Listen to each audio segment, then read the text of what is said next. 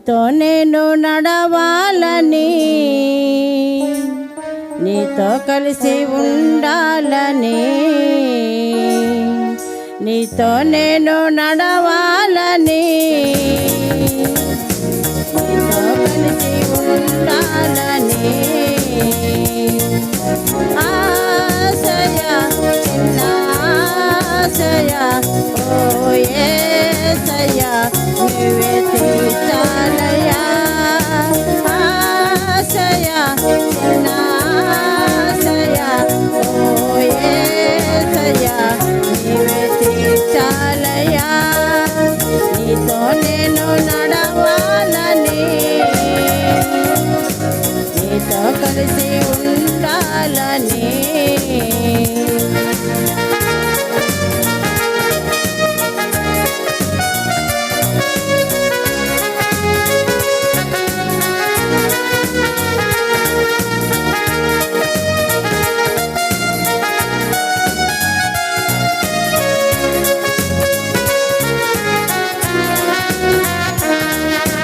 నడవలేక నేను ఈ లోకయాత్రలో బహుబలు దీనుడునైతినయా.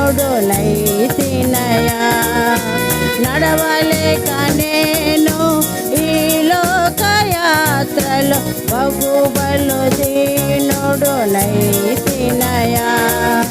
నా చేయి బట్టి నీతో నన్ను నడిపించుమయ్యా నా యేసయ్యా. నా చేయి బట్టి నీతో నన్ను నడిపించుమయ్యా నా యేసయ్యా. నీతో నడవాలని, నీతో ఉండాలని చిన్న ఆశయ, ఓ యేసయ్యా. ఆశయ, చిన్న ఆశయ, ఓ యేసయ్యా నీవే తీర్చాలయ్యా. నీతో నేను నడవాలని, నీతో కలిసి ఉండాలని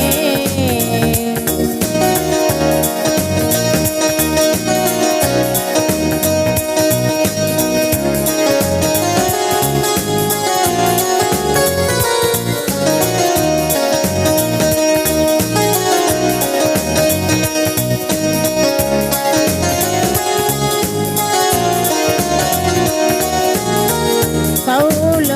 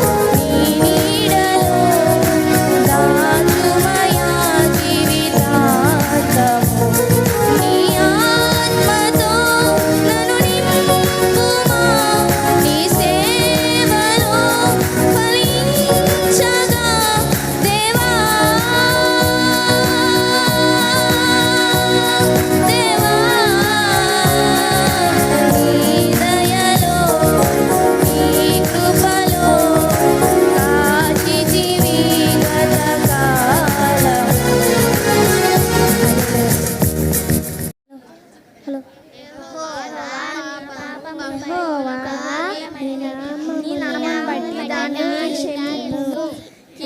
2:25-11. Praise the Lord.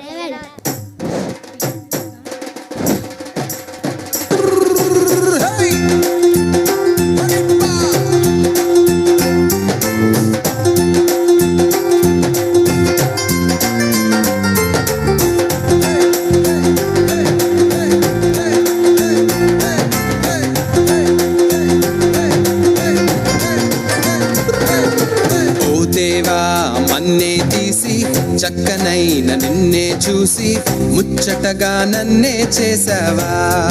ఓ బల్లె బల్లె బల్లె బల్లె ఓ దేవా, మన్నే తీసి చక్కనైన నిన్నే చూసి ముచ్చటగా నన్నే చేసావా.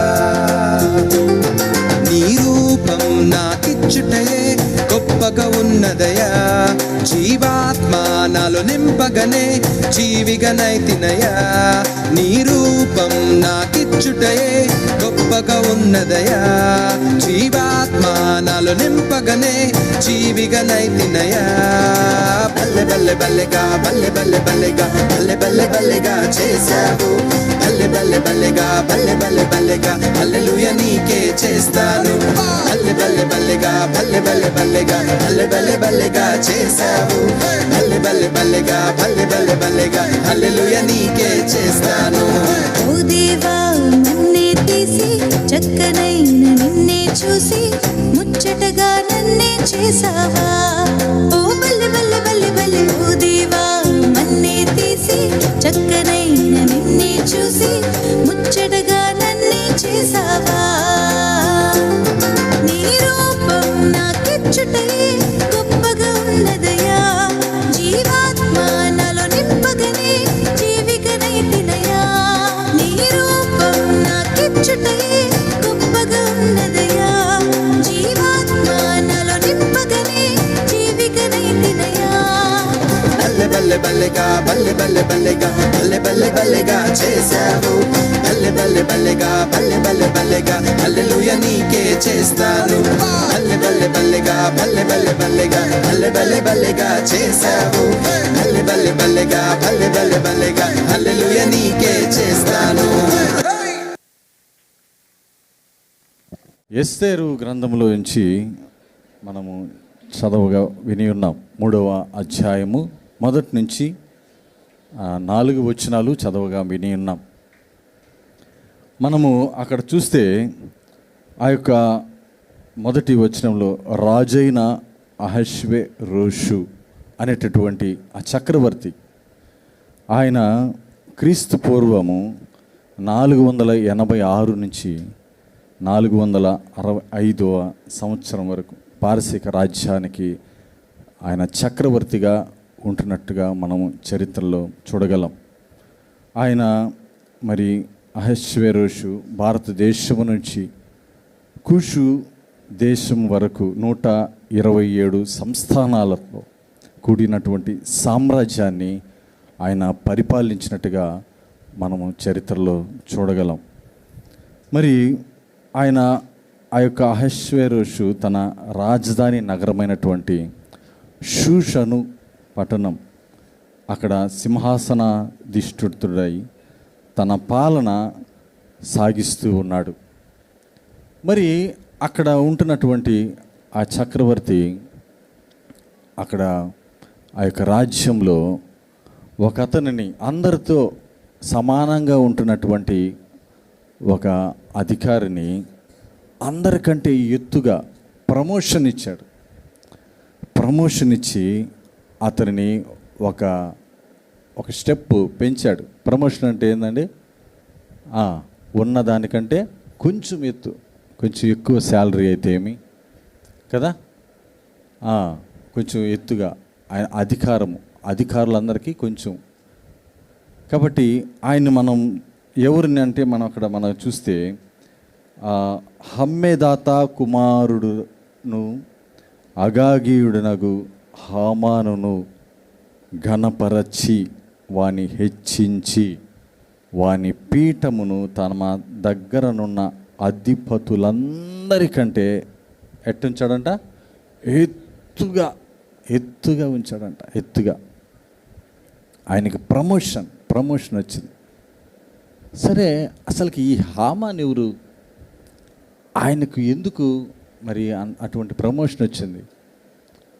ఆయన చేసినటువంటిది ఏంటి? ఆయన గురించి ఇక్కడ ఎందుకు రాయబడింది? తర్వాత మనము చూస్తే ఆయన ఆ యొక్క ప్రమోషన్ వచ్చిన తర్వాత ఏం జరిగిందండి? అక్కడ మనం చూస్తే ప్రతి ఒక్కళ్ళు ఎవరంట, ఆయన కింద ఉండే వాళ్ళందరూ ఏం చేయాలంట? ఆయనకి సాష్టాంగ నమస్కారం చేయాలంట. సాష్టాంగ నమస్కారం. మరి ఆ యొక్క చక్రవర్తి శాసనం చేసి ఇచ్చాడు, మీరందరూ ఏం చేయాలా? చూడండి, ఆయనకు అధికారం వచ్చింది. అధికారంతో పాటు ఇంకా గౌరవంగా నేనే మొత్తం, అంటే ఆ చక్రవర్తి ఆయనకి సర్వ అధికారాలు ఇచ్చేశాడు. అన్నీ అయ్యా నువ్వే మొత్తం చూసుకునేటట్టుగా. ఇంకా ఆయన ఉంటాడా? ఆయన మనం గమనిస్తుంటాం, మనతో పాటు ఉన్న చాలామంది వ్యక్తులు, మనతో పాటు ఉద్యోగాలు చేస్తున్న వారికి కొంచెం అధికారం మనకంటే పై స్థానం ఉందంటే వాళ్ళు ఎట్టుంటారు? ఇట్లా చూస్తారు. అప్పుడు దాకా భుజాన్ని మీద చెయ్యేసుకొని అలా వెళ్తున్నటువంటి, సరదాగా ఉంటున్నటువంటి వ్యక్తులు ఏం చేస్తారండి? ఒక్కరవ ప్రమోషన్ వస్తే దూరంగా వారిని దరిదాపుల్లో కూడా అసలుకి అధికారం ఆ రీతిగా చేస్తుంది. మరి ఆయన హామాను మనం చూస్తే వారి అగాగీయుడగు అని ఉంది. ఎవరు వీళ్ళు? ఈ జాతికి సంబంధించినటువంటి వారు ఎవరు అని మనం చూడగలిగితే, వారు దేవుని పిల్లలకు, ఇశ్రాయేలు ప్రజలకు శత్రువులుగా ఉంటున్నటువంటి వారు ఇశ్రాయేలు జనాంగానికి శత్రువులుగా ఉంటున్నటువంటి వారు అగాగీయులు.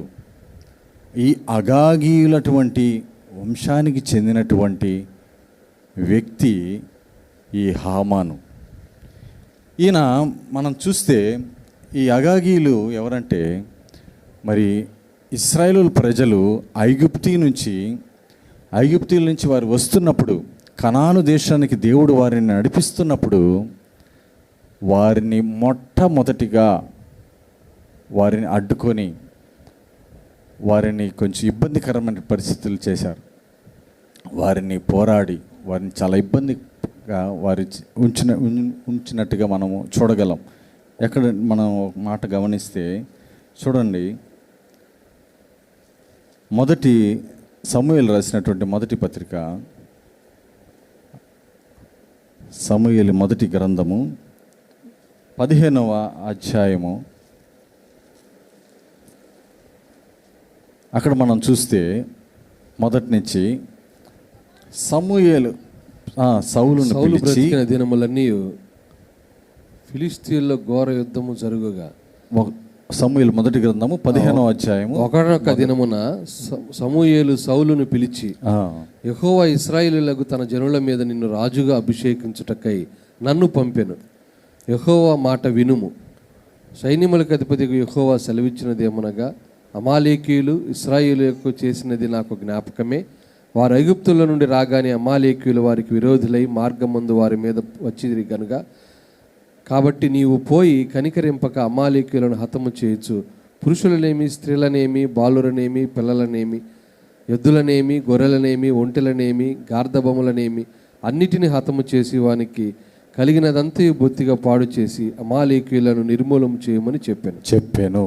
ఇక్కడ మనం చూస్తే ఈ అమాలేకీయులు ఎవరు అని అంటే, మన కింద మనం చూస్తే చూడండి 8వ వచనాన్ని, అమాలేకీయుల రాజైన అగగు. ఈ అగాగీయులు ఎవరంట? అమాలేకీయులు. ఆ యొక్క జాతి నుంచి వచ్చినటువంటి వ్యక్తి ఈ హామాను. మొదటి నుంచి వీరు ఇశ్రాయేలీయులకు విరోధంగా వీరు కార్యాలు చేస్తూ ఉన్నారు. దేవునికి అయిష్టంగా జీవిస్తూ, దేవుని బిడ్డల్ని హింస పెడుతూ, యుద్ధాలు చేస్తూ, రకరకాలుగా ఇబ్బందికరమైనటువంటి పరిస్థితులు వీరు జరిగిస్తూ వస్తూ ఉన్నారు.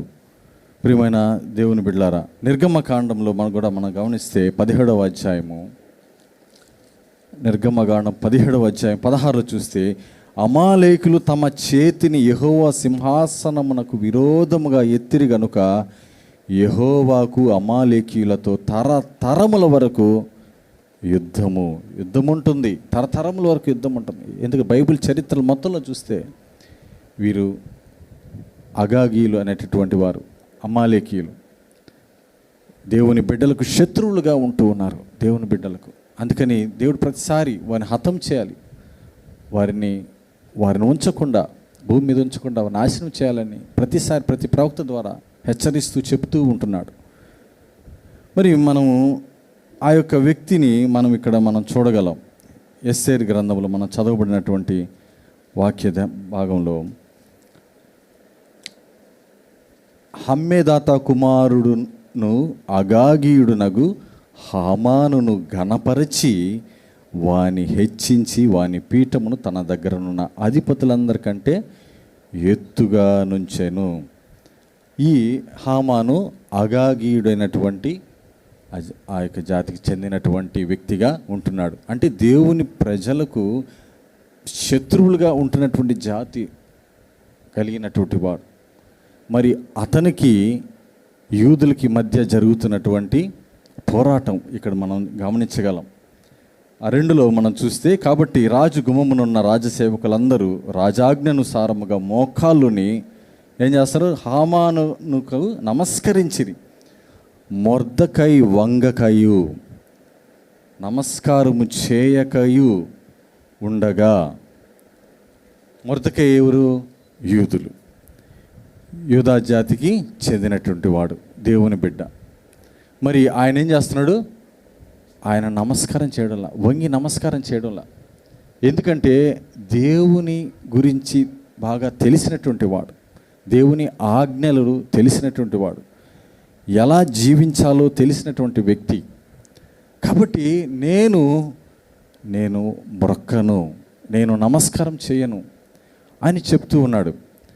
మరి ఆ 4వ అధ్యాయంలో మనం చూస్తే, వచనంలో చూస్తే, ఈ ప్రకారము వారు ప్రతిదినము అతనితో చెప్పుచూ వచ్చినాను. ఎవరు? ఆయనతో పాటు ఉన్నటువంటి వారు, అయా నువ్వు నమస్కరించడంలా, సాగిలపడ్డంలా మేము గమనిస్తూ ఉన్నా. మొర్దెకై, నువ్వు సాగిలపడాలి, నువ్వు హామాన్ని నమస్కరించాలి అని చెప్తున్నప్పుడు, నో, నేనేంది ఆయన్ని, ఒక మనిషినేంది నేను నమస్కరించేది? ఒక మనిషి నేను ఆరాధించాలా? ఆయనకు సాగిలపడి మొక్కాలా?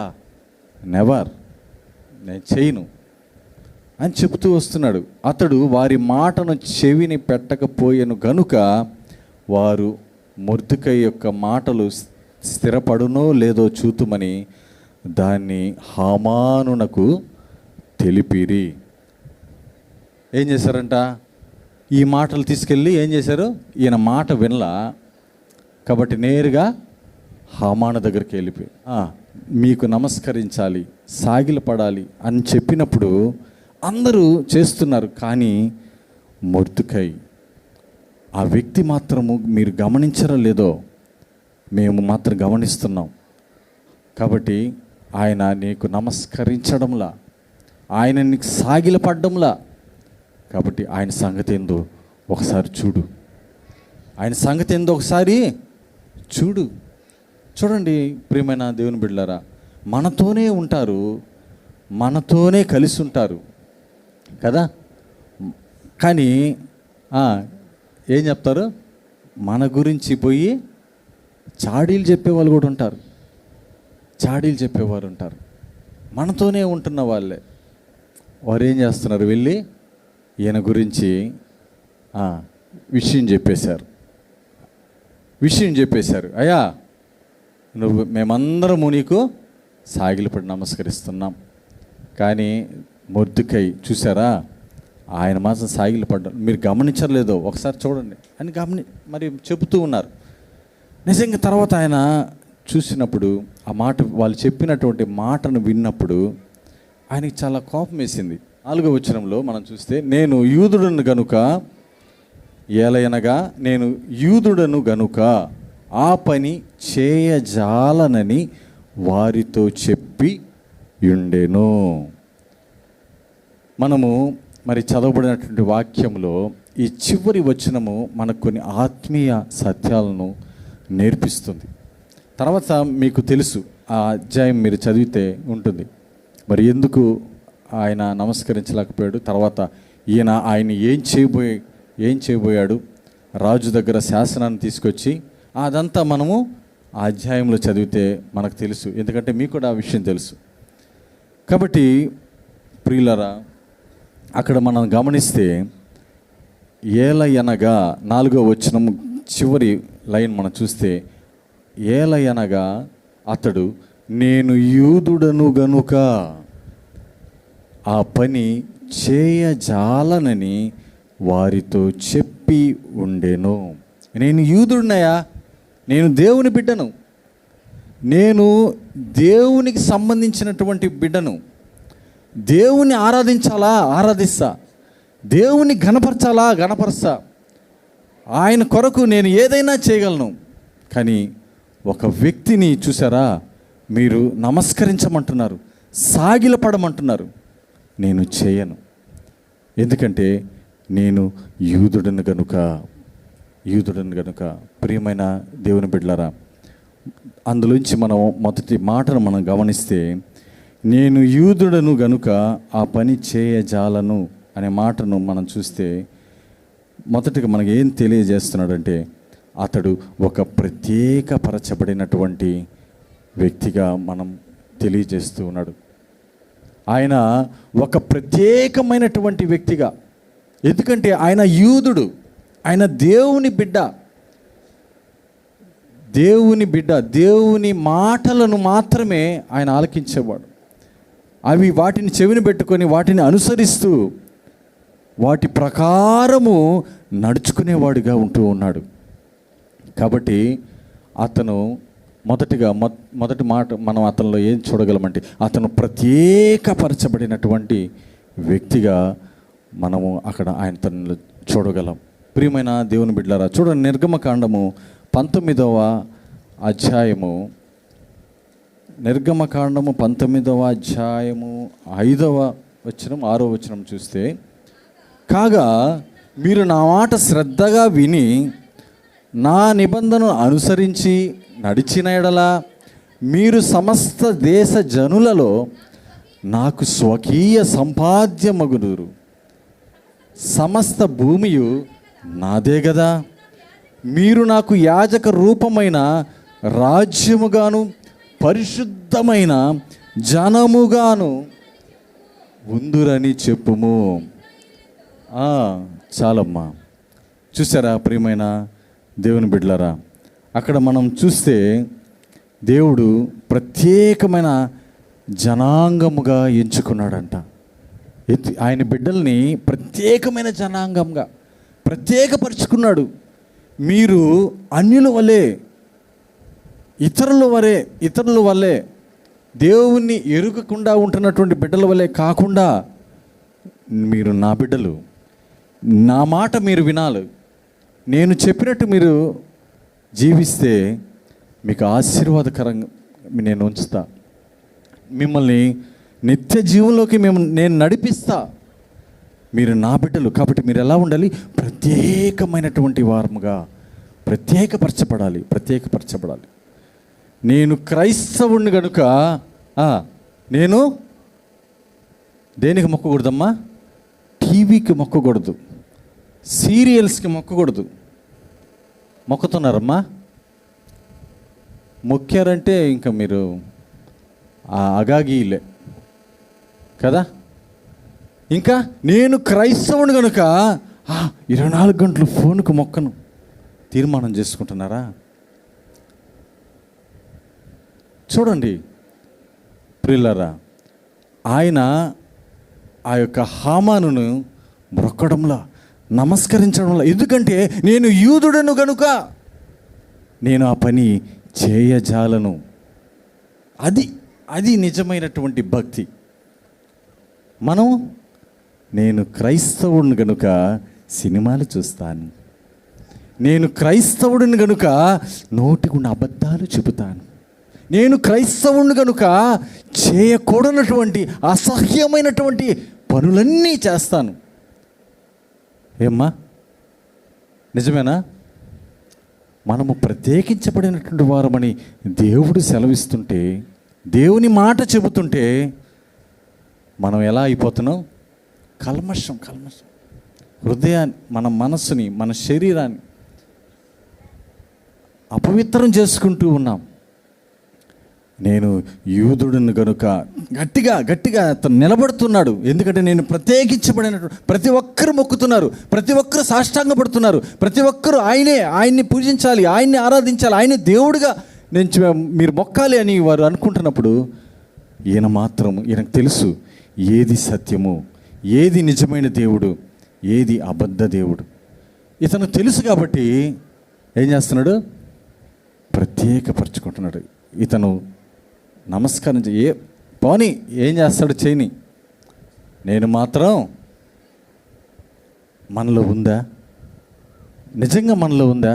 మన క్రైస్తవులమే, విశ్వాసమును చెప్పుకుంటున్నామే, బైబిల్ ఎత్తుకొని దేవుని మందిరానికి వస్తున్నంత మాత్రాన పరిశుద్ధులు కాదండి. దేవుని మందిరానికి వచ్చి పాటలు పాడుతున్నారే నోటితో, పరిశుద్ధులు అనుకుంటున్నారా? ప్రార్థన చేస్తున్నారే, పరిశుద్ధులు అనుకుంటున్నారా?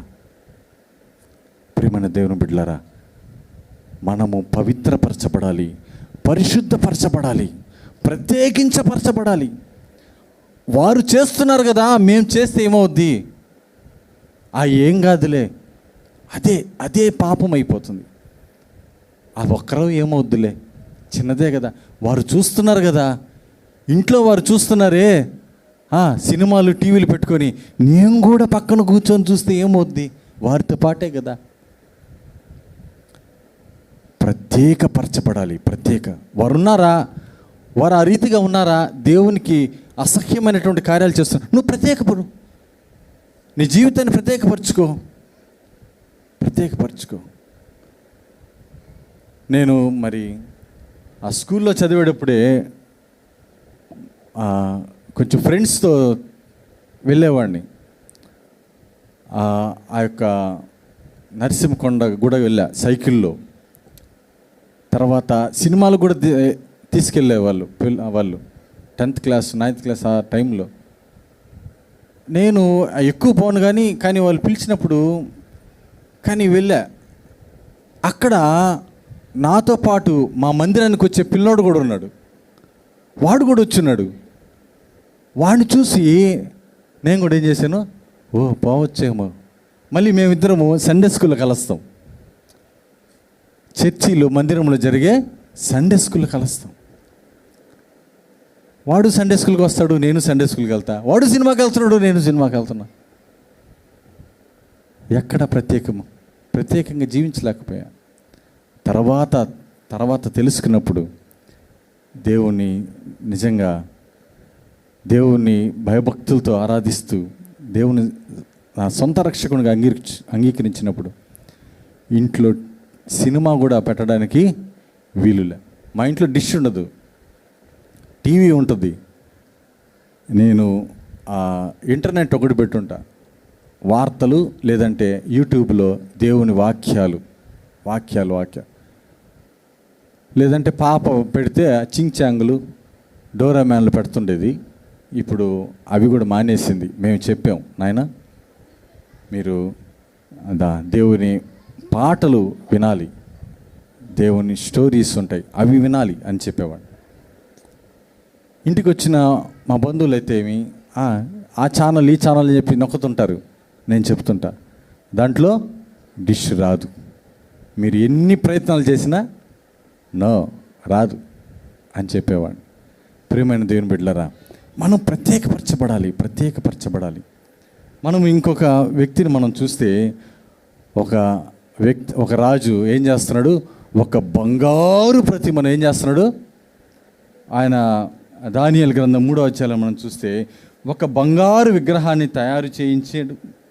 ఆ ఆ విగ్రహము 60 మూరల ఎత్తు, 6 మూరల వెడల్పు ఉంటున్నట్టుగా మనం గమనించగలం.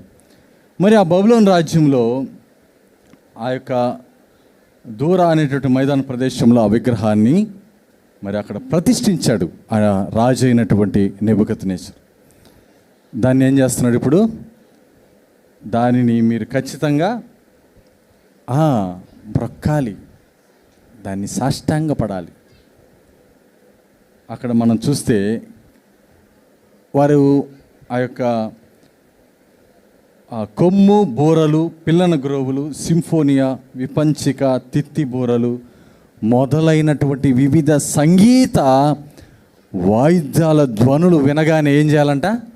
నేరుగా అందరు వచ్చి సాగిలపడి ఆ బంగారు విగ్రహాన్ని ఏం చేయాలా? పూజించాలి.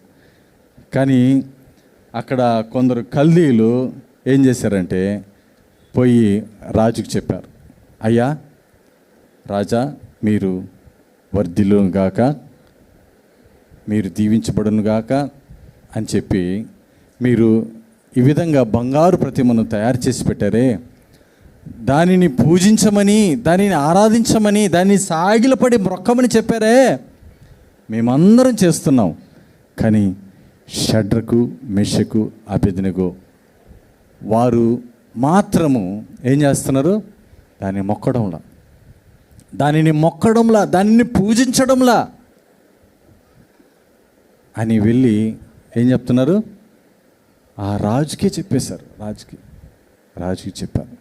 కానీ వాళ్ళు చెప్తున్నారు ధైర్యంగా, అందరూ మొక్కుతున్నారు, కానీ మేము ప్రత్యేకించబడినటువంటి వారము, మేము దేవుని బిడ్డలము, దేవుడు మమ్మల్ని ఏర్పాటు చేసుకున్నాడు, మేము ఈ లోకంలో జీవిస్తున్నామంటే దేవుని కొరకే జీవించాలి, దేవుని కొరకే మేము చనిపోవాలి. అంతేగాని మేము ఇంకెవరిని మేము రొక్కము, మేము ఎవరిని ఆరాధించము అని వారు ఖచ్చితంగా చెబుతూ ఉన్నారు.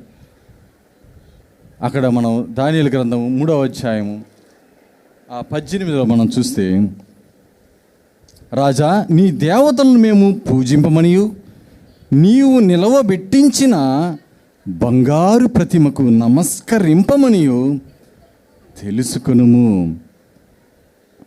చూసారా ప్రియమైన దేవుని బిడ్డలారా? ఖచ్చితంగా చెప్తున్నారు, ఖచ్చితంగా చెప్తున్నారు. మేము చేయము, మేము దేవుని బిడ్డలము, దేవుని వారసులము. మనం చెప్తున్నామా?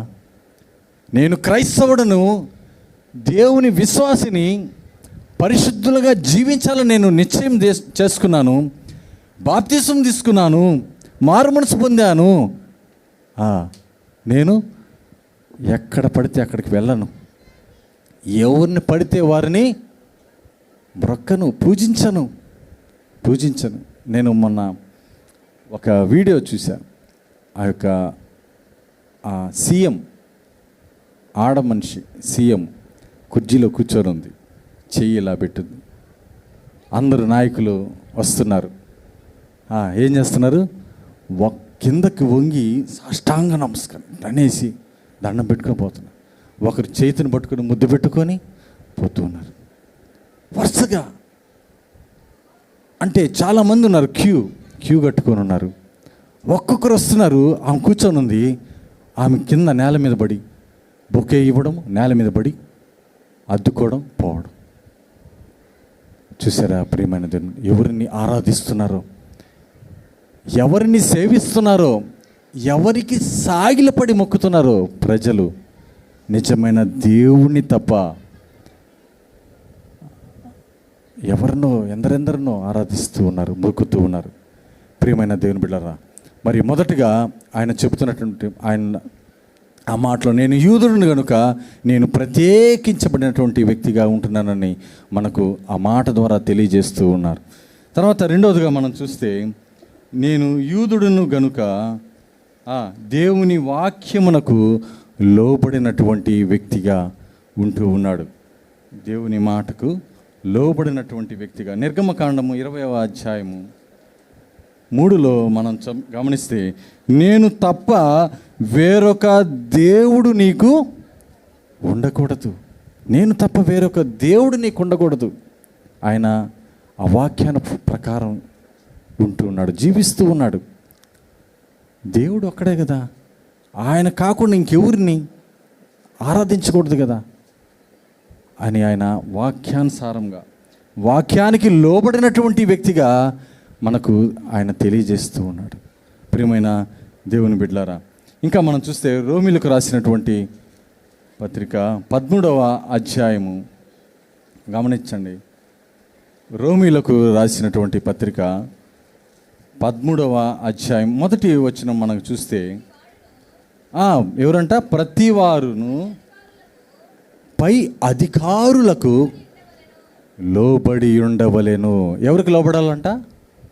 అధికారులకు లోబడాలి. నిజమే, లోబడాలి. ఎంతవరకు లోబడాలి? ప్రతి ఒక్కరూ దేవుని మాట ప్రకారం, దేవుని వాక్యానుసారంగా ఇతను లోబడినటువంటి వ్యక్తిగా ఉంటున్నాడు. అధికారులు లోబడుతున్నాడు, చేస్తున్నాడు. కానీ ఏదైతే చేయమని బలవంతం చేస్తున్నారో దేవునికి అయిష్టమైనటువంటి పని మాత్రం చేయడంలా. దేవునికి మరి అధికారులకు మాత్రం మనం లోబడాలి. ఎందుకంటే అధికారులను ఏర్పాటు చేసింది ఎవరు? మన దేవుడే. అధికారులను ఏర్పాటు చేసింది, ప్రభుత్వాలను ఏర్పాటు చేసేది ఎవరు? దేవుడే. కనుక ప్రతి ఒక్కడు కూడా ప్రభుత్వం చెప్పినట్టు ఏం చేయాలా? చేయాల్సిందే, తప్పదు. అందుకని ఆయన దేవుని వాక్యమునకు మరి లోబడినటువంటి వ్యక్తిగా మనకు తెలియజేస్తూ ఉన్నాడు. ప్రియమైన దేవుని బిడ్డలారా, ఇంకా మనం గమనిస్తే చూడండి, ఫిలిప్పీలకు రాసినటువంటి పత్రిక 2వ అధ్యాయము, ఫిలిప్పీలకు రాసినటువంటి పత్రిక 2వ అధ్యాయము 10-11 మనం చూస్తే, భూమి మీద ఉన్న వారిలో కానీ భూమి క్రింద ఉన్న వారిలో కానీ ప్రతి వాని మోకాలును ఎక్కడ వంగాలంట? యేసు నామములో వంగాల. యేసు నామములోనే మీ మోకాలు వంగాల. ఆయనకే సాష్టాంగపడాలా, ఆయన్నే నువ్వు ఆరాధించాలా, ఆయనకే నువ్వు సాగిలపడాలి. అంతేగాని నువ్వు దేవుని కాకుండా ఉండేవారి దగ్గరికి వెళ్ళి నువ్వు సాష్టాంగపడకూడదు, నమస్కరించకూడదు, ఆయన్ను ఆరాధించకూడదు. దేవుణ్ణే నువ్వు ఏం చేయాలా? ఆరాధించాలి. దేవుని యేసునామములో నువ్వు వంగాలి, యేసునామములోనే. ఇంకా మనం చూస్తే ఆ ప్రకటన గ్రంథం 22లో కూడా మనకు ఒక మాటను మనకు చూడగలం. 22 చివరి అధ్యాయము 8-9లో మనం చూస్తే, యోహానను నేను ఈ సంగతులను వినినవాడను, చూచినవాడను. నేను విని చూచినప్పుడు వాటిని నాకు చూపుచున్న దూత పాదముల ఎదుట నమస్కారము చేయుటకు సాగిలపడగా అతడు, వద్దు సుమి, నేను నీతోను ప్రవక్తలైన నీ సహోదరులతోనూ ఈ గ్రంథముందున వాక్యములను గాయకును వారితోనూ సహదాసుడను. ఎవరికి నమస్కారం చేయాలంటమ్మా? ఎవరికి నమస్కారం చేయాలా? ఎవరికి నమస్కారం చేస్తున్నారు? మనం ఎవరికి నమస్కారం చేస్తున్నాం? ఎవరిని ఆరాధిస్తున్నారు? టీవీలకి ఆరాధిస్తున్నామా? మొబైల్కి ఆరాధిస్తున్నామా? మందు షాపులకి కదా చాలామంది క్యూ కడుతుంటారు. అది చూస్తుంటే ఒక్కసారిగా మార్కెట్ కాడే ఆ కూరగాయలు కొంటా ఉంటే ఆడొక రష్ అయితే ఎదురుగా మందు షాప్ కాడ రష్, క్యూ. ఏందబ్బా ఏడంటే ట్రాఫిక్ జామ్ అయింది ఇటు సైడు, అటు సైడ్ ఏందని చూస్తే కోడిగుడ్డు షాపు పక్కనే మందు షాపు, క్యూ. ఏం చేస్తున్నారు? సాగిలపడి క్యూలో, అయ్యా నాకియ్యా నాకొకటి. ఈరోజు ప్రియమైన దేవుని బిడ్డలారా, మనము దేవుని వాక్యానుసారంగా, ఆయన వాక్యానుసారంగా జీవించాడు. ప్రత్యేకపరుచుకున్నాడు మొదటిగా. తర్వాత వాక్యానుసారంగా అతను జీవించాడు, వాక్యానుసారంగా లోబడి. కాబట్టి మనం లోబడుతున్నామా? వాక్యానికి లోబడుతున్నామా? వాక్యానికి లోబడి వాక్యంలో ఏది ఉందో దాని ప్రకారం మనం జీవిస్తూ మనము మొత్తికేలాగా ఆయన ఏ రీతిగా ప్రత్యేకించుకున్నాడు, మనం ఆ రీతిగా ఉంటున్నామా? మూడవదిగా చివరిగా ఒక మాట నేను జ్ఞాపకం చేస్తున్నాను. చూడండి, మరి మూడవదిగా మనం చూస్తే, ప్రియమైన దేవుని బిడ్డ, నేను యూదుడను గనుక పని చేయజాలను అనే మాట అతను మనుష్యులను సంతోషపెట్టడంలా, మనుషులను పెట్టే వ్యక్తి కాదు అన్నట్టుగా మనకు తెలియజేస్తున్నాడు. అంటే వారందరూ చేస్తున్నారు కదా, వారిని సంతోషపెట్టడానికి నేను కూడా ఏం చేయాలా? నేను కూడా చేయాలి అని మనుషుని సంతోషపెట్టడంలా ఆయన దేవుని సంతోషపెట్టాలని దూరంగా ఉంటున్నాడు. మరి ఈనాడు మనుషులను సంతోషపెట్టాలని మనం ఎన్నో చేస్తుంటామా? మనుషులను సంతోషపెట్టాలని, వారిని ఎక్కువగా సంతోషపెట్టాలని మనం చేయకూడనటువంటి పనులు కూడా చేస్తూ ఉంటాం. చేయకూడనటువంటి అసహ్యమైనటువంటి పనులు చేస్తూ, అసహ్యమైనటువంటి కార్యాలు చేస్తూ మనం ఏం చేస్తుంటాము? వారిని సంతోషపెట్టడానికి మనం చూస్తుంటాం. అప్పుడు ఒకసారి ఇవి కూడా కొన్ని క్రిమినల్ కేసులు. మా బావ కళ్ళల్లో సంతోషం చూడడానికి, ఒరే ఎందుకు చంపేవరా నాయనా, నువ్వు నీకేం వచ్చిందిరా, నీకు అసలు సంబంధం ఏందిరా, నువ్వు జైల్లో ఉన్నావు, చెరసాలలో నిన్ను బంధించున్నారు, నువ్వు ఇక్కడ కూడా నువ్వు మరి చంపడానికి ప్రయత్నించావే, అసలు ఏంది పరిస్థితి అంటే, మా బావ కళ్ళల్లో ఏం చూడాలంట? సంతోషం చూడాలి. వాళ్ళ బావని సంతోషపెట్టడానికి ఈయనేం చేస్తున్నాడు? బండరాయి తీసుకుని తల మీద బాది చంపేశాడు. ప్రియమైన దేవుని సంగమా, మనము వారి కోసంగా మనం ఏం చేయాలా? మన జీవితాన్ని వారి వైపు తిప్పుకోకూడదు. ఆయన హామానుకి అందరూ నమస్కరిస్తున్నారు, హామాను కోసం నేను కూడా నమస్కరిస్తే పోదా, ఏదో ఆయన సంతోషపడతాడు, సరే సాష్టాంగపడి నమస్కరిస్తే సరిపోద్దు కదా, ఆయన సంతోషపడినట్టు ఉంటుందని ఆయన ఏం చేశాడు? వంగాడా? నమస్కరించాడా? నో, దేవుణ్ణి సంతోషపెట్టడానికి ప్రయత్నించాడు.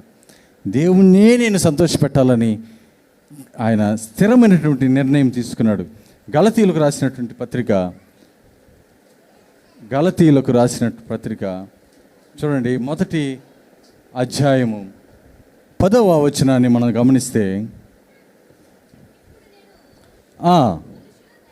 మనుషుల దయను సంపాదించుకొని చూచుచున్నానా, దేవుని దయను సంపాదించుకొని చూచుచున్నానా, నేను మనుష్యులను సంతోషపెట్టగోరుచున్నానా, నేనెప్పటికీ మనుష్యులను సంతోషపెట్టువాడనైతే క్రీస్తు దాసుడను కాకయే పోదును. మనం సంతోష పెట్టాల్సింది మనుషులను కాదు. మనుషులను సంతోషపెడితే మనము అపవాది సంబంధంలో క్రీస్తు బిడ్డలము కాదు. బైబిల్ సెలవిస్తుంది, క్రీస్తు బిడ్డలము కాదు. నువ్వు దేవుని సంతోషపెట్టే వారంగా ఉండాలా. నువ్వు చేసే ప్రతి పని, నువ్వు నడిచే నడక, నువ్వు తీసుకునే ప్రతి డెసిషన్, ఆలోచన దేవుని సంతోషపెట్టే విధంగా ఉండాలా, దేవుని మహింపరచబడాలా. అంతేగాని మనుషులను సంతోషపెట్టాలని చూస్తే ఏమైపోతారు? అపవాది సంబంధాలు అవుతారు. దేవుని సంతోషపెట్టగలిగితే, నువ్వు ఏం చేస్తున్నప్పటికీ కూడా దేవుని సంతోషపెట్టగలిగితేనే నువ్వు ఎవరు బిడ్డవవుతావు అంట? క్రీస్తు బిడ్డవవుతావు. లేదంటే అపవాది బిడ్డవవుతావు. ప్రియమైన దేవుని బిడ్డలారా, ఆలోచించండి. మరి ఆయన మొదటిగా మొర్దెకై ఎందుకు నమస్కరించలేదా, ఏంటి పరిస్థితి అని అతను అడుగుతుంటే ఆయన చెప్తున్నాడు, నేను యూదుడను గనుక నేను ప్రత్యేకించబడినటువంటి వ్యక్తిగా ఉండాలనుకుంటున్నా. నేను యూదుడను గనుక దేవుని వాక్యానికి లోబడి నేను జీవించాలని అనుకుంటున్నాడు. నేను యూదుడను గనుక మనుషులను సంతోషపెట్టకుండా దేవుణ్ణి సంతోషపెట్టే వరంగా ఉండాలని ఆయన చెప్తున్నటువంటి మాటను బట్టి మనకు దేవుడు సెలవిస్తున్నాడు. ప్రియమైన దేవుని బిడ్డలారా, మరి నువ్వు క్రైస్తవుడు కదా, నువ్వు ఒక విశ్వాసివి కదా, మరి నువ్వు ప్రత్యేకపరచుకుంటున్నావా? నువ్వు ప్రత్యేకమైనటువంటి జీవితాన్ని జీవిస్తూ ఉన్నావా? నువ్వు పనిచేస్తున్న ఉద్యోగాల్లో అయితే ఏమి, ఇంటి దగ్గర అయితే ఏమి, నీకున్నటువంటి బంధువర్గంలో రక్త సంబంధికుల మధ్య ప్రత్యేకపరచుకుంటున్నావా? ప్రత్యేకంగా ఉండగలుగుతున్నావా? వారిలాగే వారు చేస్తున్నారు కదా అని నువ్వు కూడా వారితో కలిసిపోతున్నావా? తర్వాత సంతోష పెట్టగలుగుతున్నావా? దేవుణ్ణి సంతోష పెట్టగలుగుతున్నావా? లేదా మనుషులను సంతోష పెడుతున్నావా? ఏదో వాళ్ళు చూస్తున్నారులే, వీళ్ళు చూస్తున్నారులే అని ఏం చేస్తారు? వాళ్ళని సంతోషపెడతారు, వారిని సంతోషపెడతారు. కానీ వాక్యం సెలవిస్తుంది, నువ్వు దేవుణ్ణి సంతోషపెట్టితే దేవుడు నీతో ఉంటాడు, నీతో ఉంటాడు. ప్రియమైన దేవుని బిడ్డలారా, మనం దేవుని బిడ్డలుగా ఈ లోకంలో జీవించగలుగుతాం. ఇప్పుడు నువ్వు ప్రత్యేకంగా ఉండి దేవుని వాక్యానికి లోబడి జీవిస్తూ నువ్వు దేవుని సంతోష పెట్టగలిగే వ్యక్తిగా నువ్వు ఈ లోకంలో జీవిస్తే దేవుడు నిన్ను ఏం చేస్తాడు? ఆయన్ని చివరికి ఏం చేశాడంట? ఆ దేశానికి ప్రధాని చేశాడు దేవుడు. దీనుడుగా ఆ యొక్క గుమ్మమ్మ కాడ ఉంటున్నటువంటి వ్యక్తిని, ఆయనలో ఉన్నటువంటి ఈ లక్షణాలు దేవుడు చూసి ఎక్కడ ఉంచాడు? ఆ దేశానికి ప్రధానమంత్రి. ఆయన దీనుడుగా ఉంటున్నటువంటి వ్యక్తిని హెచ్చించాడు. ఎలా ఆశీర్వదించాడంటే ఆయన ప్రత్యేకపరుచుకున్నాడు. దేవుని మాటకు, దేవుని వాక్యానికి లోపడినాడు. దేవుని సంతోషపెట్టేవాడిగా ఈ లోకంలో జీవిస్తూ ఉన్నాడు. కనుక ఆయన మనం తర్వాత అధ్యాయంలో మనం చూస్తే ఆయన ఎక్కడ ఉంటాడు? ప్రైమ్ మినిస్టర్, ప్రధానమంత్రి. ప్రార్థన చేసుకుందాం. పరిశుద్ధాత్మ దేవుడు ఈ మాటలు మనం వెనుకల్లో దీవించి ఆస్వాదించును గాక. ప్రతి ఒక్కరూ